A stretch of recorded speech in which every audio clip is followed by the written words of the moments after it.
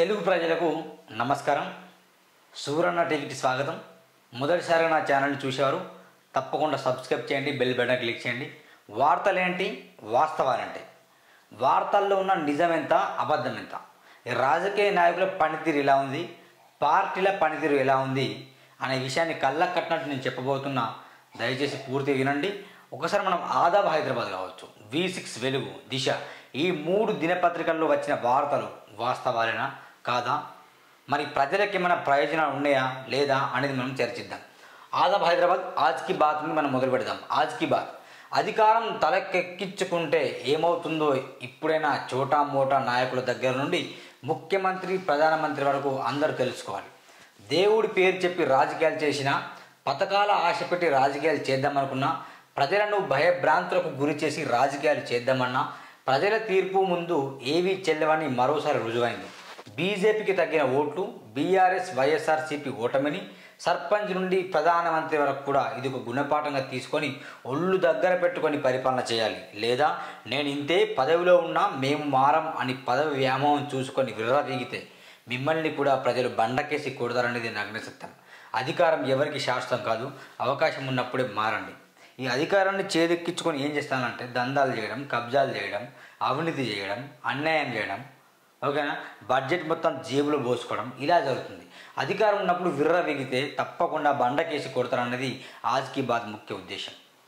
తెలుసో తెలీదు, దేవుడు అయోధ్య పేరుతో లేకుంటే శ్రీరాముడు అనే ఒక దేవుడి పేరుతో రాజకీయాలు మొదలుపెట్టిన మోదీ గారు అక్కడ ఒక అయోధ్యలో ఒక దళితుడు విజయం సాధించాడు, కానీ బీజేపీ నేత విజయం సాధించారు. కారణం ఏంటి?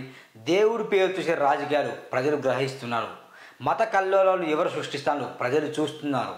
కాబట్టి దయచేసి దేవుడి పేరుతో రాజకీయాలు చేయడం ఇకనైనా బీజేపీ పార్టీ బంద్ చేస్తే కనుక బీజేపీ పార్టీకి కొంచెం మంచి పేరు వస్తుంది. లేకపోతే మొత్తం భూస్థాపితమయ్యే అవకాశాలు ఉన్నాయి. ఉచిత పథకాలు ప్రవేశపెట్టిన బీఆర్ఎస్ పార్టీ అనేకమైన ఉచిత పథకాలు ప్రవేశపెట్టింది. నిరుద్యోగ వృద్ధి కావచ్చు, అది కావచ్చు, ఇది కావచ్చు, మేము ప్రజలకు అది చేస్తాం, ఇది చేస్తామని చెప్పింది. వాస్తవానికి ప్రజలు బీఆర్ఎస్ పార్టీని నమ్మలేదు. కాబట్టి మొత్తం బీఆర్ఎస్ పార్టీని ఎక్కడ కూడా గెలవనివ్వలేదు. దాదాపు పార్లమెంట్ ఎన్నికల్లో 0, అసెంబ్లీ ఎన్నికల్లో చాలా ఓట్లు తగ్గాయి, చాలా సీట్లు తగ్గాయి, ఎమ్మెల్సీ ఎన్నికల్లో రీసెంట్గా ఓడిపోయింది. అంటే ఎందుకు చెప్తున్నా అంటే విర్రవీగితే నష్టపోతారు. ఆంధ్రప్రదేశ్లో కూడా అంతే. ఏమైంది? వైఎస్ఆర్సీపీకి 11 సీట్లకి పరిమితమైంది. ఎందుకు చెప్తున్నా అంటే మేము గెలిచాం, మేము ఇక మారం, మేము గెలిచున్నాం, మేము మారం, మేము దొరలం అని చెలామణి అయితే తప్పకుండా ప్రజలు ఓట్లతో బుద్ధి చెప్తారు. ఇది ఆజ్కి బాత్ సందేశం. ముచ్చటగా 3వసారి దేశంలో ఎన్డీఏ కొత్త సర్కార్ మరొకసారి కొలువుదీరింది. భారత్లో వరుసగా 3వసారి ఎన్డీఏ ప్రభుత్వం ఏర్పాటైంది. తాజాగా జరిగిన లోక్సభ ఎన్నికల్లోనూ ఎన్డీఏకు 293 స్థానాలు దక్కడంతో మళ్లీ ప్రధానిగా పగ్గాలు చేపట్టే అవకాశం లభించింది. ప్రధానమంత్రి నరేంద్ర మోదీ సహా 72 మందితో కొత్త మంత్రివర్గం ఏర్పాటైంది. వీరిలో 30 మంది క్యాబినెట్, 5 స్వతంత్ర, 36 సహాయక మంత్రులుగా ప్రమాణ స్వీకారం చేశారు. రాష్ట్రపతి ద్రౌపది ముర్ము వీరితో ప్రమాణం చేయించారు. ఈసారి 5 తెలుగు ఎంపీలకు కేంద్ర మంత్రివర్గంలో చోటు దక్కింది. మోదీ ప్రమాణ కార్యక్రమానికి దాదాపు 8,000 మంది దేశ విదేశీ ప్రముఖులతో పాటు సార్క్ సభ్య దేశాల నేతలు హాజరయ్యారు. Supreme court CJ justice DY Chandrachud, మాజీ రాష్ట్రపతి రామ్నాథ్ కోవింద్, మాజీ ఉపరాష్ట్రపతి వెంకయ్యనాయుడు, టీడీపీ అధినేత చంద్రబాబు, జేడీయూ అధినేత నితీష్ కుమార్, జనసేన అధినేత Pawan Kalyan, AICC chief Mallikarjuna Kharge, Reliance Industries అధినేత ముఖేష్ అంబానీ, సినీ నటులు షారుఖ్ ఖాన్, రజనీకాంత్తో పాటు ఆధ్యాత్మికవేత్త చిన్నజీఆర్ స్వామి, పలు పీఠలకు చెందిన అధిపతులు తరలివచ్చారు. రాష్ట్రపతి భవన్ ప్రాంగణంలో ప్రమాణ స్వీకారోత్సవం అట్టహాసంగా జరగగా 8,000 అతిథులతో ప్రాంగణం అంతా కిరిసిపోయింది. కేంద్రంలో కొలుదీరిన ఎన్డీఏ కొత్త ప్రభుత్వం ప్రధానిగా వరుసగా 3వసారి మోదీ ప్రమాణం. కేంద్ర మంత్రులతో సహా ప్రమాణ స్వీకారం చెందిన రాష్ట్రపతి 72 మందితో మోడీ 3.0 జట్టు. తెలుగు రాష్ట్రాల నుంచి 5 అవకాశం. మోడీ క్యాబినెట్లో మరొకసారి కిషన్ రెడ్డి, బండికి ఛాన్స్. హాజరైన ఏఐసీసీ చీఫ్ మల్లికార్జున ఖర్గే, 7 దేశాల నేతలు, ప్రముఖులు సహా 8,000 మంది. దేశవ్యాప్తంగా కమలనాథుల సంబరాలు. బండి సంజయ్కు మాట అంటాడు. కార్పొరేటర్ నుంచి కేంద్ర మంత్రి. మోడీ క్యాబినెట్లో చోటు దక్కడం సంతోషదాయకం. అభివృద్ధిలో భాగస్వామ్యం అవుతాం. ఎన్నికల వరకే రాజకీయాలు, ఆ తర్వాత అభివృద్ధిపై దృష్టి. తెలంగాణ కోసం కేంద్రం నుంచి నిధులు తీసుకువస్తా. కేంద్ర మంత్రిగా బండి సంజయ్ ప్రమాణం. కరీంనగర్లో అభిమానులు కమలదనం సంబరాలు, స్వీట్లు పంపిణీ చేసి బాణసంచా కాల్చిన పార్టీ శ్రేణులు. కేంద్రం నుంచి ఫండ్లు తీసుకొస్తాం కానీ రాష్ట్రం అభివృద్ధి అయ్యే పరిస్థితి లేదు. ఎందుకంటే రాష్ట్రంలో కూడా ఉచిత పథకాలు విపరీతంగా ఉన్నాయి. రాష్ట్రంతో పోల్చుకుంటే కేంద్రంలో ఉన్నాయి చాలా తక్కువ ఉచిత పథకాలు. కాబట్టి కేంద్రం నుంచి కనుక ప్రత్యేక నిధులు తీసుకొస్తే కనుక కరీంనగర్ జిల్లా కావచ్చు, లేకపోతే మా తెలంగాణ రాష్ట్రం కావచ్చు అభివృద్ధి చెందే అవకాశం ఉంది. అండ్ గతంలో బండి సంజయ్ గారు గెలిచినప్పుడు కేంద్రం నుండి ఏమన్నా నిధులు తీసుకొచ్చారా అనేది క్వశ్చన్ మార్క్. తీసుకురాలేదు, చాలా తక్కువ, ఏదో 10% తీసుకొచ్చారు, ఎక్కువ తీసుకురాలేదు. కానీ ఇప్పుడు ఎమ్మెల్యేలు గెలిచారు 8 మంది, దాదాపు ఇవి ఎంపీలు గెలిచారు 8 మంది. వీళ్ళందరూ కలిసి కేంద్రం నుండి కేంద్రం మెడలు వంచో లేకుండా కేంద్రం దగ్గర కాళ్ళు మొక్కో మరి పార్టీకి ఫండ్ కాకుండా ఆ ప్రజల కొరకు ఏమన్నా ప్రత్యేక నిధులు తీసుకొస్తే బాగుంటుంది. అదే బీజేపీలో ఉన్న లోపం ఏంటంటే పార్టీ కొరకు ఫండ్ తీసుకొస్తారు వీళ్ళు, కానీ ప్రజల కొరకు ఫండ్ తీసుకురారు. ప్రజల కొరకు ఫండ్స్ అంటే అభివృద్ధి కొరకు ఏమైనా ఫండ్స్ తీసుకొస్తే కనుక తప్పకుండా బండి సంజయ్ గారు నిజంగా అన్నట్టే నెరవేరుతుంది. అక్షర యోధుడికి కన్నిటి వీడుకోలు. రామోజీ గ్రూప్ సంస్థల చైర్మన్ రామోజీరావు అంతిమ సంస్కరణలు పూర్తి. అధికార లాంఛనాలతో ఫిల్మ్ సిటీలో అంత్యక్రియలు. పాడి మోసిన టీడీపీ అధినేత చంద్రబాబు, తరలి వచ్చిన సీనియర్ రాజకీయ ప్రముఖులు. మన చంద్రబాబు నాయుడు పాడి మోస్తున్నాడు. రైతులను ఆదుకోవడంలో రేవంత్ రెడ్డి విఫలమయ్యాడు. మాజీ మంత్రి హరీష్ రావు. రియల్ దందాతో భారీ మోసం. ఇదండి ప్రైడ్ ఇండియా బిల్డర్స్ అట. ఈ ప్రైడ్ ఇండియా బిల్డర్స్ అనేది మోసం చేస్తుంది. ప్రైడ్ ఇండియా బిల్డర్ నకిలీ భాగవతం. రంగారెడ్డి జిల్లా తోలుకట్టలో మరో ఫ్రీలాన్స్. యార్డ్స్ పేరుతో లక్షల్లో టొకారా. రంగురంగుల బ్రోచర్తో అట్రాక్ట్. ఆఫర్ల పేరుతో అమాయకులకు బోల్తా. సర్వే నెంబర్ 167లోని 10 ఎకరాల్లో రాయల్ ఫామ్ వెంచర్. జియో 111 పరిధిలోకి తోలుకట్ట గ్రామం. ధరలలో ఎలాంటి భూమి లేకున్నా ఫ్లాట్స్ అమ్మకాలు. రెవెన్యూ అధికారుల నుంచి పూర్తి సహకారం. ప్రేక్షక పాత్రలో గ్రామ పంచాయతీ కార్యదర్శి. అయిపోయింది. గ్రామ పంచాయతీ ప్లస్ కార్యదర్శి ఇద్దరు అమ్ముడు పోయి అనవసరం ధరలో పేరు రిజిస్టర్ అయ్యి లేకున్నా కానీ కొన్ని వేల కోట్లు సంపాదించడానికి వీళ్ళు సర్వే నెంబర్లతో సైతం అన్ని చూపించి రంగురంగుల బ్రోచర్లు చూపించి మోసం చేస్తారు. ఇది ప్రైడ్ ఇండియా బిల్డర్స్ అట. ఒకసారి కొనేవారు జాగ్రత్త కొంచెం ఆలోచించండి, ఓకేనా. ఇది కొనాలన్నా వద్దా అనేది మీరు కొంచెం ఆలోచిస్తే బెటర్ అని నేను అనుకుంటున్నా. ఇది మొత్తానికైతే ఆదాబ్ హైదరాబాద్ దినపత్రికలో వచ్చిన మెయిన్ హెడ్లైన్స్. ఒక్కసారి మనం దిశలో కూడా చూద్దాం. సేమ్ దిశలో కూడా ఇదిగోండి, రాష్ట్రపతికి నమస్కరిస్తున్న ప్రధాని మోదీ. ఈరోజు సాయంత్రం నిర్వహించిన ప్రోగ్రాంలో ప్రధానిగా ప్రమాణ స్వీకారం చేశాను. 140 కోట్ల మంది భారతీయులకు సేవ చేయడానికి భారతదేశాన్ని ప్రగతి పథంలో కొత్త శిఖరాలకు తీసుకెళ్లేందుకు మంత్రి మండలితో కలిసి పనిచేయాలని ఎదురు చూస్తున్నాను. మోదీ గారికి విన్నపం, దయచేసి మతాన్ని మధ్యలో లాగి శ్రీరాముడిని మధ్యలో లాగి రాజకీయాలు చేయకండి. ఎందుకంటే విఫలమవుతారు. దేవునిగా ఉంచండి, ఓకేనా. దేవుని స్థానం దేవుడికి ఇవ్వండి. మీరు దేవుడు అంటున్నాము. సకల భారతీయులు సకల భిన్న అభిప్రాయాలను గౌరవించి భిన్నత్వంలో ఏకత్వంలో కొనసాగుతున్న భారతదేశంలో దేవుణ్ణి మతాలకు లాగితే ఏమవుతుందో మాకంటే ఎక్కువ మీకే తెలుసు. ఎన్ని సీట్లకు పరిమితమైనలో మీకే తెలుసు. 400 పైగా ఇస్తాం, రాజ్యాంగాన్ని మార్చేస్తాం అని విపరీతంగా కుహాని కథలు చెప్పిన మీకు ఇప్పుడు ఎన్ని సీట్లు వచ్చాయి మీకు బాగా తెలుసు. కొంచెంలో గట్టెక్కచ్చు. కారణం ఏంటంటే మత కొల్లలను గ్రహిస్తున్నాడు. దేవుడి పేరుతో రాజకీయాలు చేసే వాటిని ప్రతిదాన్ని గమనిస్తాను. కాబట్టి దయచేసి దేవుడి పేరుతో రాజకీయాలు చేయకండి. ఎందుకంటే కాంగ్రెస్ పార్టీ ఉంది, కాంగ్రెస్ పార్టీ కూడా హిందువులు ఉన్నారు లేరా. బీఆర్ఎస్ పార్టీ ఉంది, బీఆర్ఎస్ పార్టీ కూడా హిందూ ముస్లిం ఉన్నారు. వైఎస్ఆర్సీపీలో హిందూ ముస్లిం ఉన్నారు. ఇలా చెప్పుకుంటూ పోతే అన్ని పార్టీల్లో హిందువులు ఉంటారు. కానీ బీజేపీలో ఉన్న హిందువులు మాత్రమే మా దేవుడు రాముడు, మా దేవుడు శ్రీరాముడు, మా దేవుడు ఎన్నికలు గెలిపించండి, మా మతం మా సాంప్రదాయం అని చెప్తారు. అంటే వేరే పార్టీలో ఉన్న హిందువులకు సాంప్రదాయాలు లేవు, కట్టుబాట్లు లేవని అర్థమా? అన్ని పార్టీలో ఉన్న వాళ్ళు హిందువులే. హిందువులు అందరినీ గౌరవిస్తున్నారు. అన్ని పార్టీలు హిందువులే. కాబట్టి మీరే ఏదో భారతదేశానికి లేకుండా బీజేపీనే ఏదో హిందువులకు గొప్ప మేలు చేసినట్టు మీరు చిత్రీకరిస్తే కనుక తప్పకుండా ప్రజలు చెవుల్లో పువ్వులు పెట్టుకొని లేరు, గద్ద దించడానికి కూడా సిద్ధం ఉన్నారు. అందుకే దయచేసి మతాన్ని ఎక్కడ రాజకీయాలకు వాడుకోకండి. అది మీ మంచికే. మతం అనేది మతం ప్లాస్లో ఉండండి. దేవుడు అనేది దేవుడి స్థానం ఇవ్వండి. అదే దేవుని కూర్చులో నువ్వు కూర్చుంటే కష్టం కదా, కూర్చోలేవు కదా.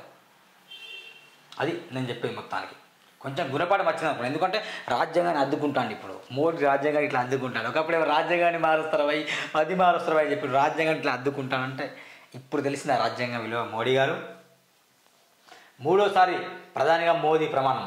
మంత్రిమండలిలో పీఎం సహా 72 మందికి చోటు. 30 మందికి కేబినెట్, 36 మందికి సహాయ మంత్రి, 5గురికి స్వతంత్ర హోదా, మిత్రపక్షాల నుంచి 11 మందికి అవకాశం. తెలంగాణ నుంచి కిషన్ రెడ్డి, బండి సంజయ్కి ఛాన్స్. టీడీపీ నుంచి రామ్మోహన్ నాయుడు, చంద్రశేఖర్. మోడీ హయాంలో 36 ఏళ్లకే మంత్రి పదవిలో రామ్మోహన్ రికార్డు. ఏపీ బీజేపీ నుంచి శ్రీనివాస్ వర్మకు మంత్రి పదవి. అన్ని వర్గాల వారికి ప్రాధాన్యం. వరుసగా 3సారి కేబినెట్కు నిర్మలా సీతారామన్. మంత్రులకు పోర్ట్ఫోలియో కేటాయింపులు పెండింగ్. హాజరైన వివిధ దేశాధినేతలు, రాజకీయ ప్రముఖులు. నేడు సాయంత్రం 5 గంటలకు కేబినెట్లో ఫస్ట్ మీటింగ్. కేంద్ర మంత్రిగా రెండోసారి కిషన్ రెడ్డికి అధిష్టానం అవకాశం. ఆయన మొదటి నుంచి బీజేపీలోనే. బీజేవైఎం నేతగా రాజకీయ జీవిత ప్రారంభం. 3 సార్లు ఎమ్మెల్యేగా, 2 సార్లు ఎంపీగా విజయం. త్వరలోనే తెలంగాణ కొత్త చిప్. జాతీయ అధ్యక్షుడి విషయంలో నేడు రేపు నిర్ణయం. ఏ శాఖ కేటాయిస్తారన్నది నేటి మధ్యాహ్నంలోపు స్పష్టం. కేంద్ర మంత్రి Kishan Reddy comment. Corporator to కేంద్ర మంత్రి. అంచెలంచెలుగా ఎదిగిన బండి సంజయ్ రాష్ట్ర రాజకీయాల్లో తనదైన ముద్ర. 2020లో బీజేపీ రాష్ట్ర అధ్యక్షుల బాధ్యతలు. పార్టీని జిల్లాలోకి విస్తరించడంలో కీ రోల్. కరీంనగర్ ఎంపీగా వరుసగా 2వ సార్లు విజయం. మంత్రి పదవి కార్యకర్తల కృషి ఫలితమే అంటున్న BSK Bandi Sanjay Kumar. BJP state చీఫ్గా ఈటెల బాధ్యతలు అప్పగించనున్న అధిష్టానం. రాజేందర్ సింప్లిసిటీ, నిబద్ధతను గుర్తించిన పార్టీ. రేపో ఎల్లుండో ప్రకటించే అవకాశం. రాష్ట్ర అధ్యక్షుడి పదవి నుంచి తప్పుకోనున్న కిషన్ రెడ్డి. హైకమాండ్ దూతగా శర్బానంద సోనోవాల్. స్థానిక సంస్థల్లో సత్తా చాటిన వ్యూహం. కొంచెం ఈటెల రాజేందర్ గారికి సానుభూతి పరుడు. ఈటెల రాజేందర్ గారికి విపరీతంగా డబ్బు ఉంది కాబట్టి, పార్టీ కొరకు కష్టపడే తత్వం ఉంది కాబట్టి, ఈ ఈటెల రాజేందర్ గారికి బీజేపీ రాష్ట్ర పదవికి సంబంధించిన కీ రోల్ కనుక అధ్యక్ష పదవి బాధ్యతలు ఇస్తే కనుక కొంచెం బీజేపీ పార్టీ తెలంగాణలో పుంజుకునే అవకాశం ఉంటుంది.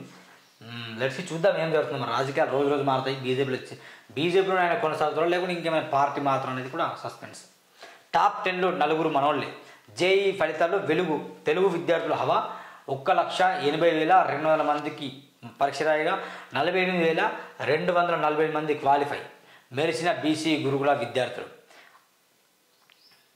అధికారుల లాంఛనాలతో రామోజీరావు అంత్యక్రియలు. హాజరైన మంత్రులు తుమ్మల, సీతక్క. ప్రజాప్రతినిధులు, అధికారులు సైతం హాజరు. పాడె మోసిన టీడీపీ అధినేత చంద్రబాబు. పాల్గొన్న సుప్రీం మాజీ సీజే ఎన్వి రమణ. ఓట్ల డైవర్షన్తోనే target miss. BRS vote bank బీజేపీకి షిఫ్ట్. తీవ్రతను తోలుతో ఊహించలేకపోయాం. ఢిల్లీలో సునీల్ కొనుగోలుతో సహా సీఎం రేవంత్ సమీక్ష. లోక్సభ ఫలితాలపై రివ్యూ. అసెంబ్లీ కన్నా ఓటు బ్యాంకు పెరిగిందని అభిప్రాయం.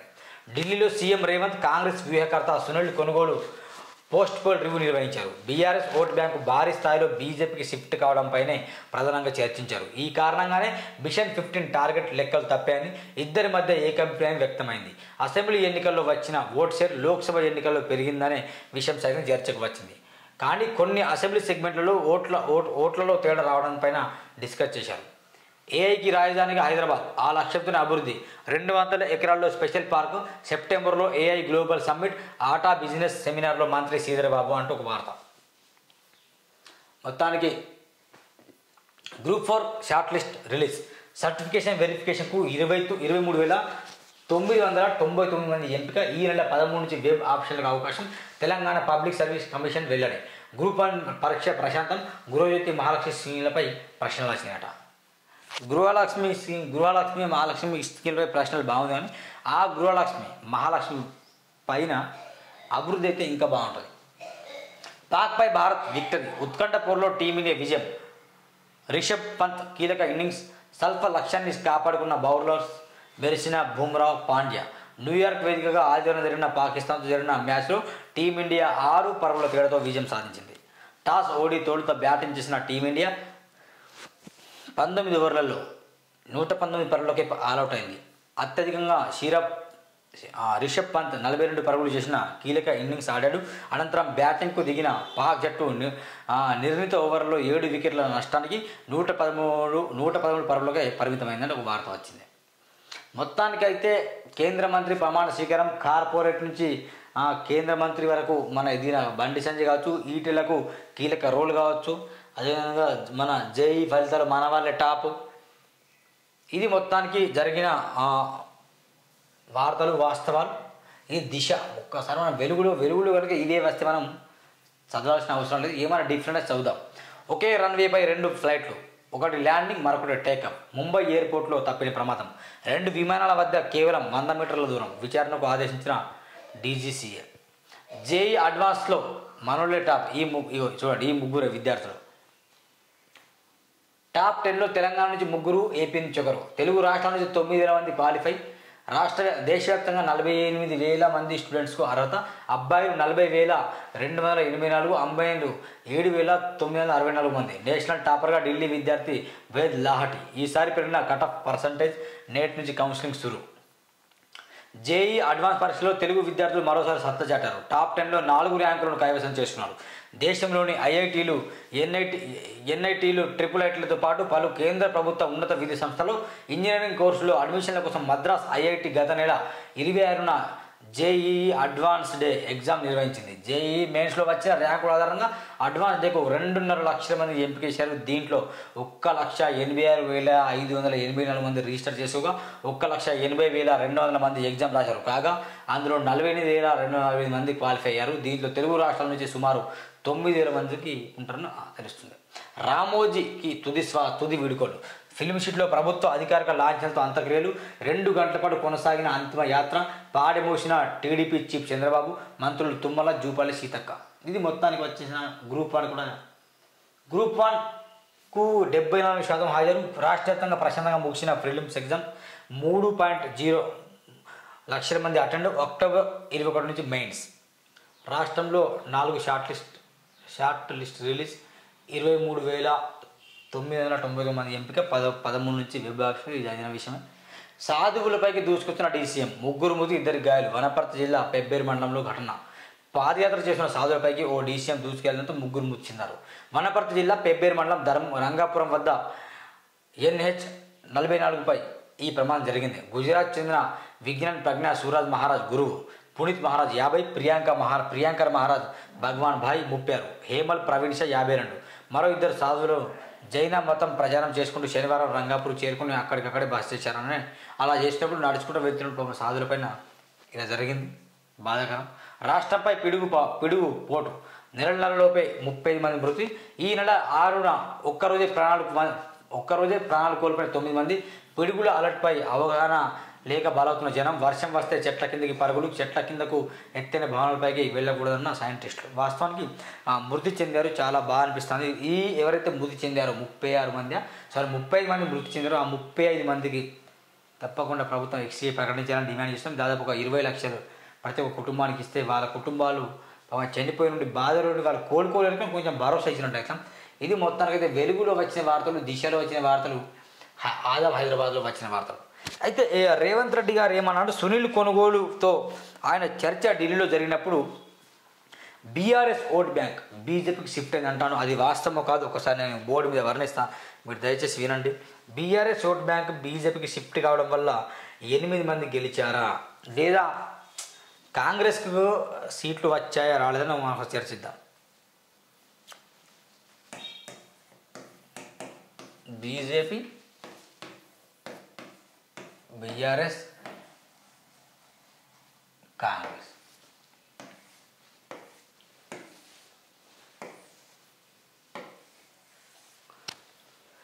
మిత్రులు బాగా గమనించండి. అసెంబ్లీ ఎన్నికలు ఒకలా ఉంటాయి, పార్లమెంట్ ఎన్నికలు ఒకలా ఉంటాయి, సర్పంచ్ ఎన్నికలు ఒకలా ఉంటాయి. అసెంబ్లీ ఎన్నికల్లో ఏం చూస్తారంటే ప్రాంతీయతత్వాన్ని చాలామంది కోరుకుంటారు. అంటే ప్రాంతీయతత్వం ఏంటంటే బీఆర్ఎస్కు ఓటేసే జనాలు తప్ప ఉంటారు. తెలంగాణ ఉద్యమాలు చేసిన విద్యార్థులు కావచ్చు, లేకుంటే కేసీఆర్తో నడిచిన కుహానీ మేధావులు కావచ్చు, వాళ్ళు ఏం ఆలోచిస్తారంటే అసెంబ్లీ ఎన్నికల్లో కంపల్సరీగా బీఆర్ఎస్కి ప్రాంతీయతత్వం పోగొట్టకూడదు, కొంచెం ఉండాలని చెప్పేసి బీఆర్ఎస్ పార్టీకి కొన్ని ఓట్లు వేశారు. ఎగ్జాంపుల్ ఒక 30% ఓట్లు బీఆర్ఎస్ పార్టీకి వేశారు అసెంబ్లీ ఎన్నికల్లో. పార్లమెంట్ ఎన్నికల్లో మరి ఎందుకు ఓటు వేయలేదు అంటే పార్లమెంట్ ఎన్నికల్లో ఎవరిని చూసి వేస్తారంటే పార్టీని చూసి వేసేవారు, అంటే వ్యక్తిత్వాన్ని చూసిస్తారు. మోడీ ఉండాలా ప్రధాని, రాహుల్ గాంధీ ప్రధాని ఉండాలా, బీజేపీకి వేయాలా లేకపోతే కాంగ్రెస్కి వేయాలా, ఇవి రెండే ఆలోచిస్తారు ఎవరు పార్లమెంట్ ఎన్నికల్లో. బీఆర్ఎస్కి వేయాలనేసి ఆలోచించే వాళ్ళు బహు తక్కువ మంది. ఒకవేళ బీఆర్ఎస్కు పార్లమెంట్ ఎన్నికలు ఓటు వేసినా వాళ్ళు దేనికో దానికో జత కట్టాల్సిందే. ఎగ్జాంపుల్ ఇక్కడ 3వ కూటమి వచ్చే ఛాన్స్ లేదు, 3వ కూటమి వస్తుంది, 3వ కూటమి నేనే ప్రధానమంత్రి, ఆ థర్డ్ పాయింట్ తీసుకొస్తానని చెప్పి కేసీఆర్ విర్రవీగును మహారాష్ట్రలో, ఆంధ్రప్రదేశ్లో హల్చల్ చేసిన, ఒడిశాలో, కర్ణాటకలో హల్చల్ చేసిన, దాంట్లో 0% అన్ని చోట్ల విఫలమైంది. కాబట్టి ఇప్పుడు బీఆర్ఎస్ నమ్మే పరిస్థితి లేదు, ఇతను ఓటేసిన లాభం లేదు అని చెప్పేసి పార్లమెంట్ ఎన్నికల్లో ఓటేసే విద్యార్థులు కాంగ్రెస్ పార్టీలో ఉన్న వ్యక్తులైనా, బీజేపీలో ఉన్న వ్యక్తులైనా, బీఆర్ఎస్లో ఉన్న వ్యక్తులైనా ఏం ఆలోచిస్తారంటే బీజేపీ కన్నా వేయాలి, లేకుంటే కాంగ్రెస్ కన్నా వేయాలి, బీఆర్ఎస్కి వేసే ఛాన్స్ లేదు. అందుకే బీఆర్ఎస్ పార్టీ ఎంపీ పార్లమెంట్ ఎన్నికలు ఒక్క సీట్ కూడా రాలేదు. మేము ఒక్క సీట్ కూడా రాలేదు, ఇక్కడ తీసుకురాలేదు. వీళ్ళు బీఆర్ఎస్ పార్టీకి చెందిన అగ్రనాయకులు తీసుకురాలేదు ఒక్క సీట్ కూడా.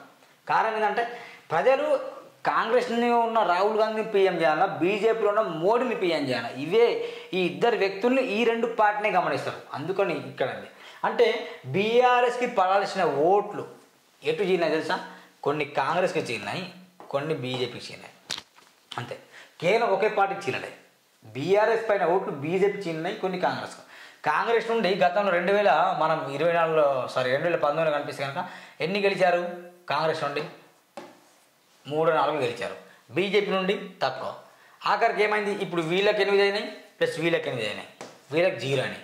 అంటే ఓట్ బ్యాంక్ అనేది బీజేపీ కొంచెం షిఫ్ట్ అయింది, ప్లస్ కాంగ్రెస్ కొంచెం షిఫ్ట్ అయింది, బీఆర్ఎస్ ఓట్ బ్యాంక్. అంటే బీఆర్ఎస్ పార్టీ ప్రవేశపెట్టిన పథకాలు కూడా ప్రజల్ని నమ్మించేలాలు.